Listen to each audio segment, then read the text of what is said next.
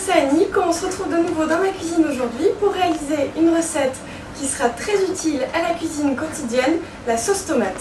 Pour cette recette, il va nous falloir 2,5 kg de tomates bien mûres, 2 oignons, voire 3 quand on aime ça, 2 ou 3 gousses d'ail, une cuillère à café de sucre et une demi-cuillère à café de 4 épices. Pour les herbes, j'ai choisi de mettre du thym, un petit peu de romarin et une feuille de laurier et un peu d'huile d'olive. Pour la préparation des tomates, il faut bien sûr les laver, mais aussi les peler et les épépiner. Une petite astuce pour les peler plus facilement, faites une entaille d'une croix derrière le pédoncule et plongez-les dans l'eau bouillante pendant 1 minute. Une fois qu'elles sont tièdes, la peau viendra toute seule. Voilà, tous nos ingrédients sont préparés. Les tomates sont pelées et épinées, les oignons sont émincés et les gousses d'ail sont coupées en deux et dégermées. On va donc pouvoir passer à la réalisation. Pour cela, mettre un petit fond d'huile d'olive dans la cocotte pour y faire revenir l'oignon émincé et les gousses d'ail. On a fait revenir les oignons pendant quelques minutes. Maintenant qu'ils sont translucides, on peut ajouter tout le reste des ingrédients.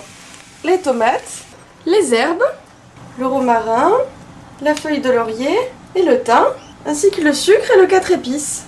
On va aussi saler et poivrer et laisser mijoter pendant 30 minutes.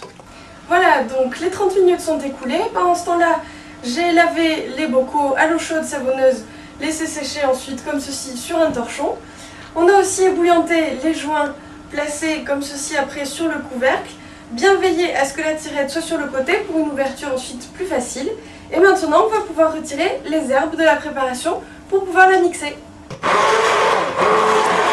Ça y est, la préparation est terminée, on l'a bien mixée, on va pouvoir maintenant la mettre en bocaux. Toujours bien veiller à ne pas dépasser le niveau de remplissage qui est 2 cm au niveau du rebord. Avant de fermer nos bocaux, bien vérifier que les bords sont bien propres. Ça y est, nos bocaux sont prêts à stériliser. Pour cela, dans le fond de la cocotte, un linge. On place ensuite nos bocaux et on va prendre un deuxième linge qu'on va placer entre les bocaux pour éviter qu'ils ne s'entrechoquent à l'ébullition. Maintenant, on va recouvrir d'eau, surtout bien les immerger. Et une fois que c'est à ébullition, on peut compter un traitement thermique d'une durée de 45 minutes. Voilà, la stérilisation est terminée, j'ai bien laissé refroidir le tout et on va pouvoir maintenant sortir nos bocaux pour vérifier que ça a été bien fait. Voilà, la recette est maintenant terminée. Avec ces proportions, on a donc pu faire 3 petits bocaux pour 2-3 personnes et 2 bocaux de 50 centilitres pour 4-6 personnes ou bien aussi pour préparer vos lasagnes. Et maintenant, c'est à vous!